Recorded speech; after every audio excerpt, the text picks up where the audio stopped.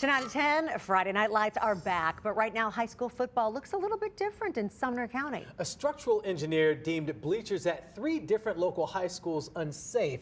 This after a storm took out a portion of the bleachers at Beach High School earlier this week. Our Marissa Sulek went to the 3 high schools today to see the conditions of the bleachers fans were sitting on just a week ago. These are the normal sights and sounds of football at Portland High School. You have the cheerleaders, the parents, and the student section. But something at this Portland White House game is unusual.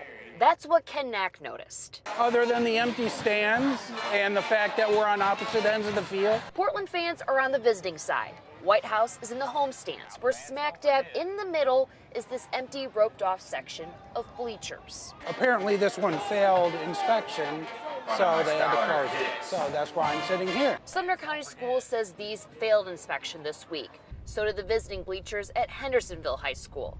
We went to see them for ourselves and found seats sagging, even being supported by stacks of bricks.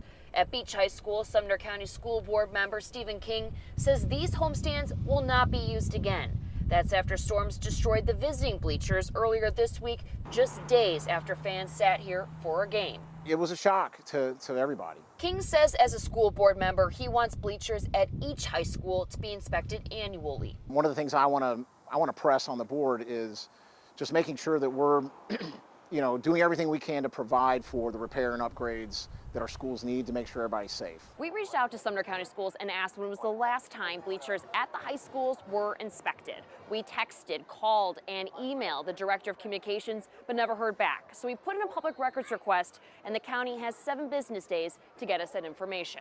Gain of 3 on the play. While the caution tape surrounding these stands doesn't give fans the best feeling. I thought about that when I first sat down. I was like, well, these are closed. I wonder if these are just as safe as those. Fans like Knack are just glad the game can still go on.